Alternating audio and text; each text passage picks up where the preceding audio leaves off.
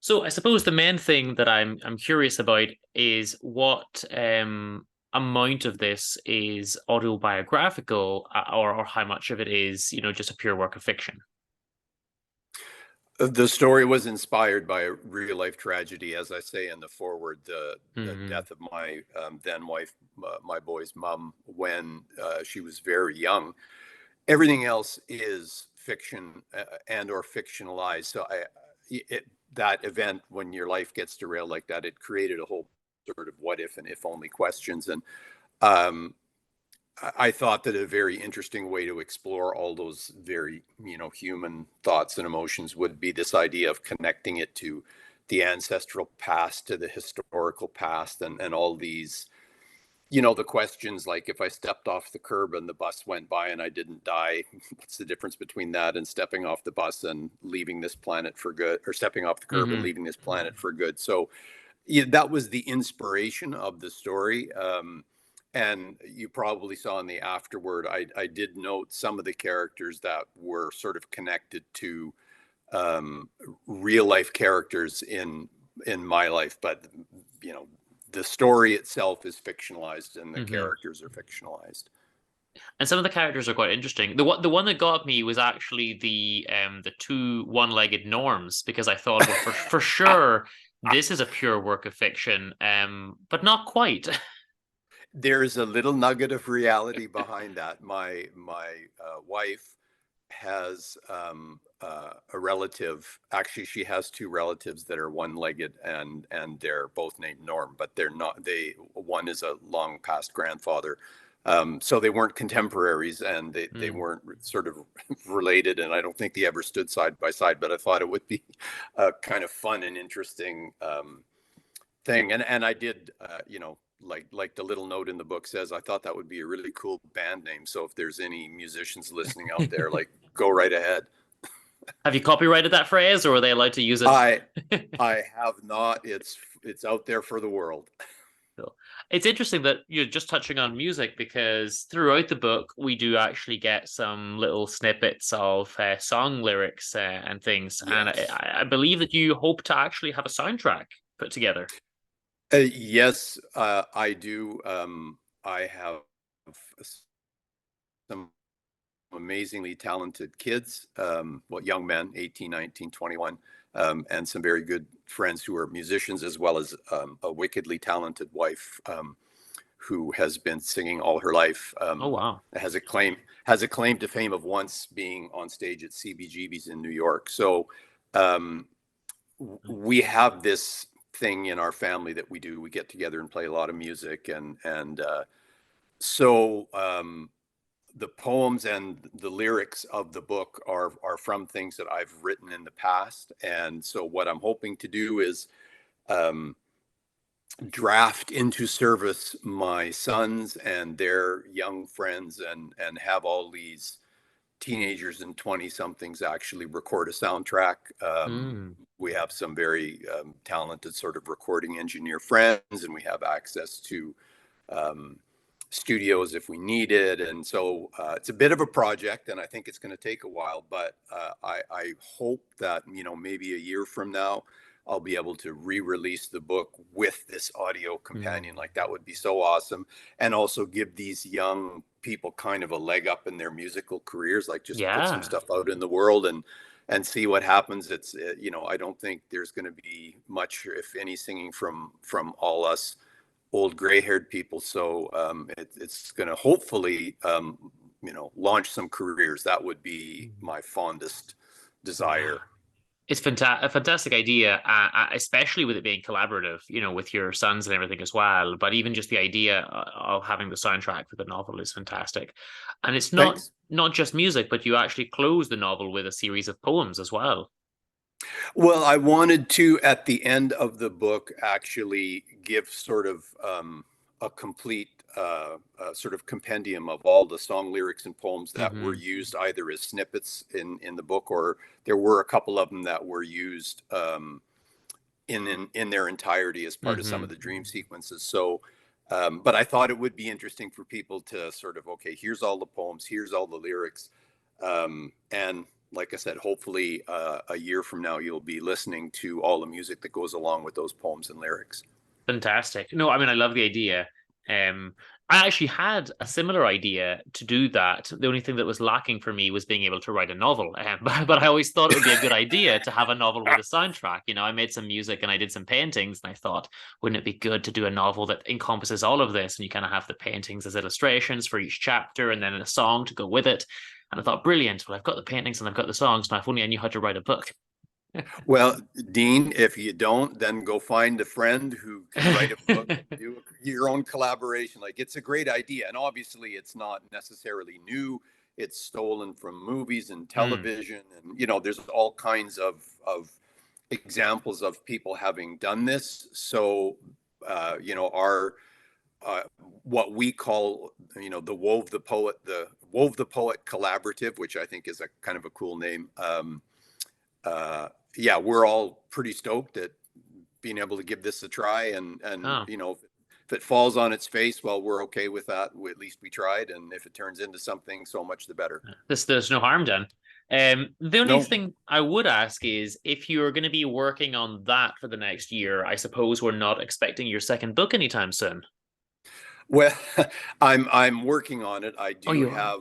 I Oh yeah, no, I've got sort of the rough outline done, and some of the elements of plot and character and things sort of planned. This one would be pure sci-fi.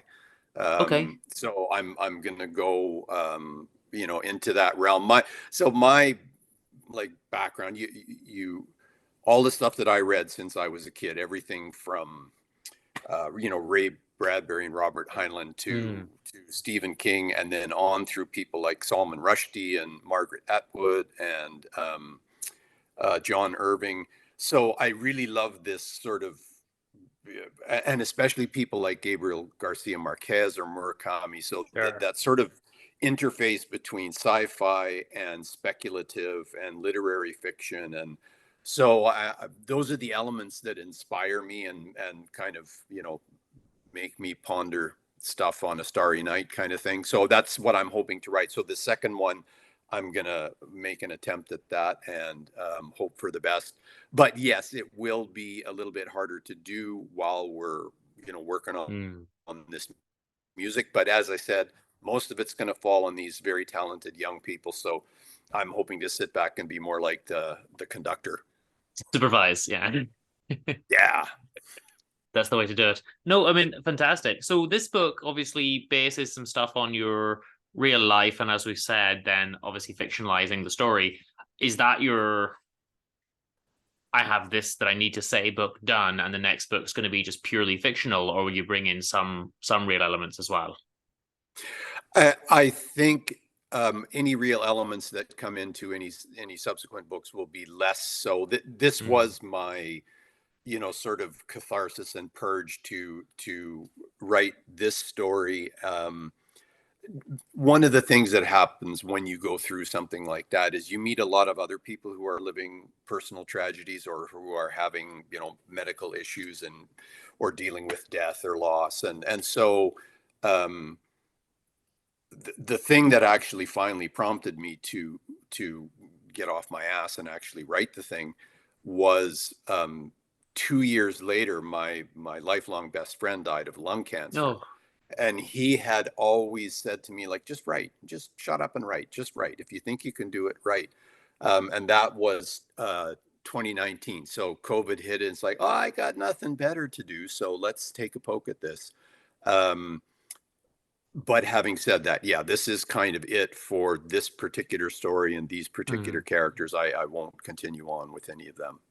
Yeah, I didn't think there'd be a sequel. I feel like this is Yeah, a complete story, you know. yeah, absolutely. And yeah, as you said, it's not something that I'm going to have to touch on again in the future. I'm actually really looking forward to taking a poke at sci-fi. It's one of my first loves. I think it'll be fun, and boy, I hope Yeah. it's I imagine with sci-fi, you're going to be able to have a lot of fun. You know, you're going to be able to be very explore because you can put anything in there, really. I mean, I guess some people like to keep it somewhat realistic, and some people like to go completely wild with it. Yeah, I think I'm on the, and this is metaphor. So clearly this is metaphor. I think I'm in the let's eat a bag of mushrooms and write a sci-fi camp. So that would Mm. be my my metaphorical answer for, hey, I'm just gonna let it fly and see where it goes. Yeah, that ties us in nicely. Because in this novel we do have a nice scene where basically our main characters take a bunch of drugs and have this crazy naked hippie experience against the Salvation Army. That was the one bit I remember more than Yes. anything else. Like what's going on there? Well, I have a question for you. Did it make you laugh? It I did, hope yeah, so. it did. It did. Okay. Well, so purely fiction, totally It fiction, was okay. but inspired by actually a, a, a real life event, an experience that I had with that best friend that I just mentioned who Mm. passed away of lung cancer in 2019. Um, he and I were a little bit experimental in our youth, and we did once find a Salvation Army band playing at 6 o'clock Mm. on an Easter Sunday morning, and he did get out and run around them and yell, "I'm a sinner! I'm a sinner!" Okay. Uh, But you didn't know, didn't get didn't get naked and have a bunch of hippies no, it was very mild and probably somewhat disrespectful if I look back at it Yeah, from my point of view now. But yeah, I thought, let's turn that into humor, and in the sure. end, let's let the Salvation Army band have a victory. So I laughed while I was writing that. Yeah, So it's a funny scene. I was really hoping it would make people laugh because in writing anything that is sort of real life and has elements of tragedy. I mean, real life is funny too. Real life is Mm. sexy. Real life has these other elements. So I was very much hoping, as I sort of swept across these four generations of character, to represent kind of all aspects of the life that we all experience. Mm. Yeah, I mean there are funny bits and there are definitely sexy bits in this one as well. And I don't know why I wasn't expecting those, and then they kind of caught me off guard.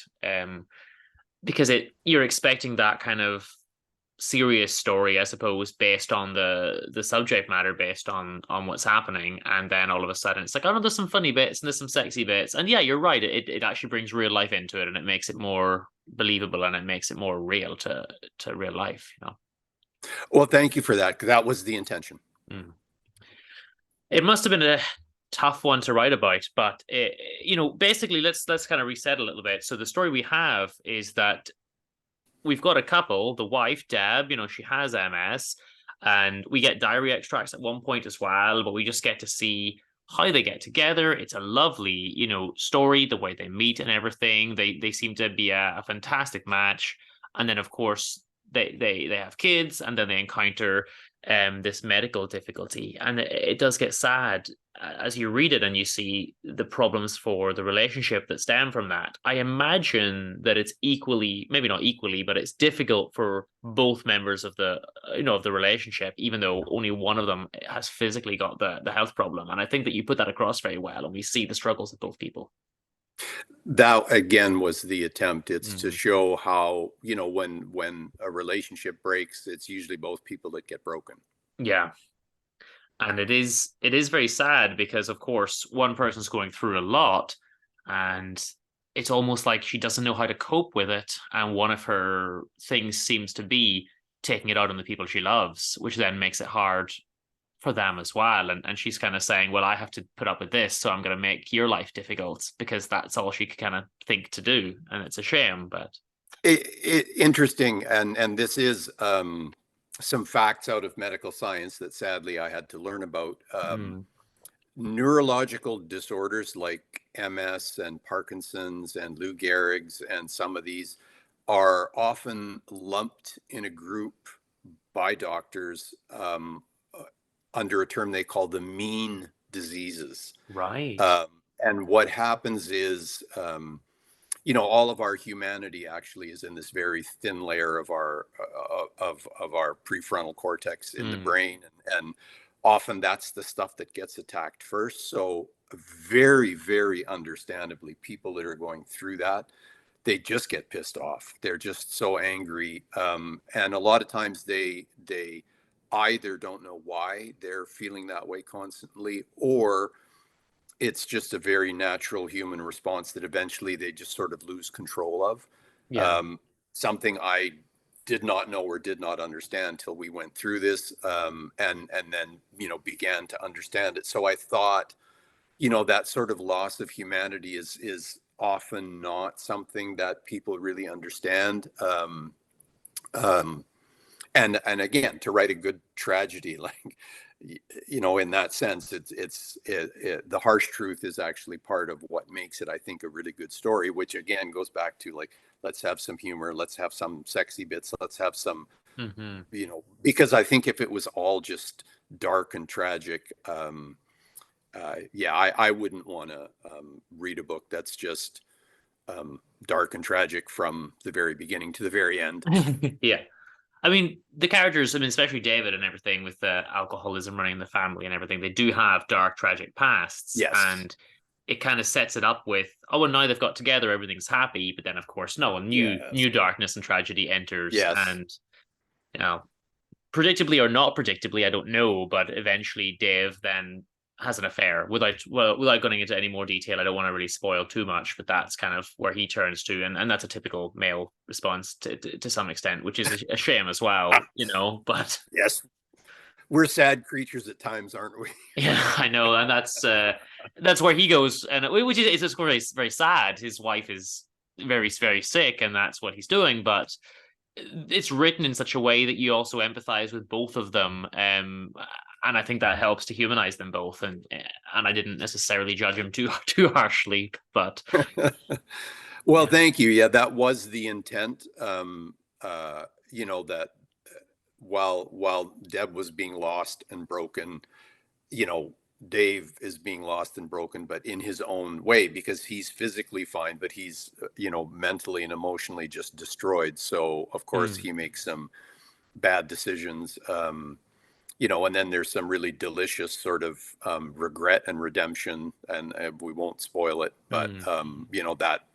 that sort of in the wrap up towards the end of the book, that's where I wanted to go with the rest of that story. Yeah, and it's fair to say that he's really struggling mentally as well. But again, I don't want to go into too much detail, because we'd like people to read it. But no, it's fantastic. Let's finish by touching on a couple of other characters, because I wanted to ask Sure.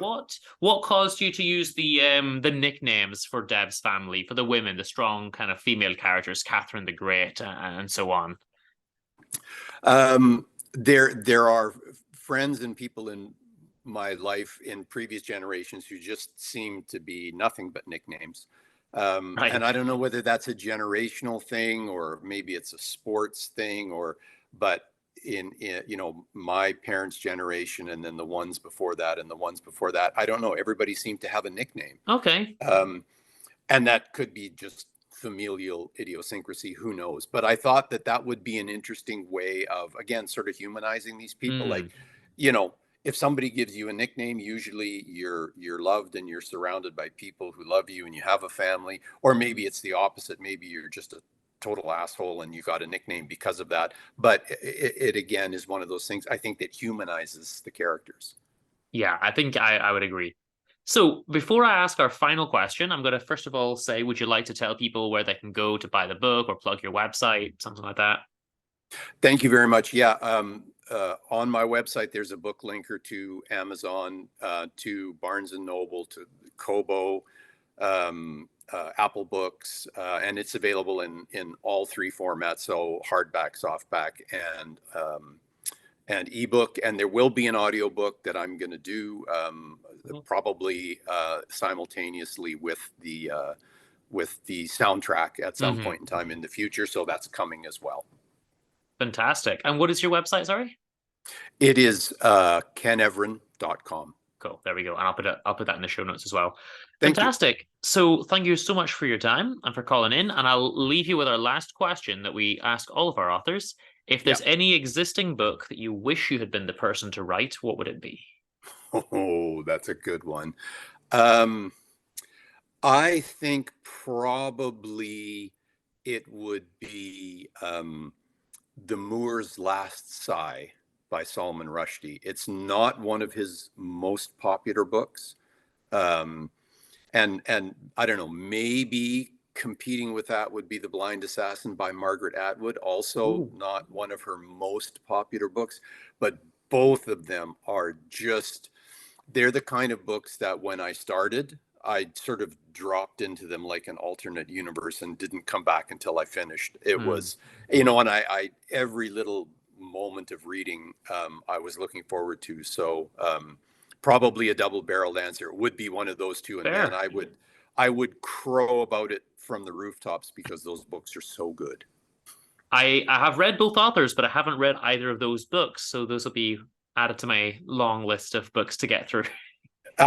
Dean, I imagine your list is very long. It is. I keep thinking, I buy a quantity of books and I think, right, I'm going to read these. I would love to reset to zero and then go get, but it never happens because I pick some up. Yeah. People gift me some, people send me some, or I'm in the bookstore and I just buy just 5 or 6 today. And there's always about 40 or 50 in the queue, and it never seems to, it gets down to about 30, and then another 10 or 20 get added on. So yeah. Well, I heartily endorse your pastime. Go for it. Read them all. Thank you. I will work my way through as many books as I can in this lifetime. But Ken, thank you so much for calling in. It's been a pleasure. And we'll, as I say, we'll put the website and everything in the show notes, and hopefully people will go check out the book. Thank you so much, Dean. It has been a pleasure for me as well. Awesome. Take care. Bye bye. Bye bye.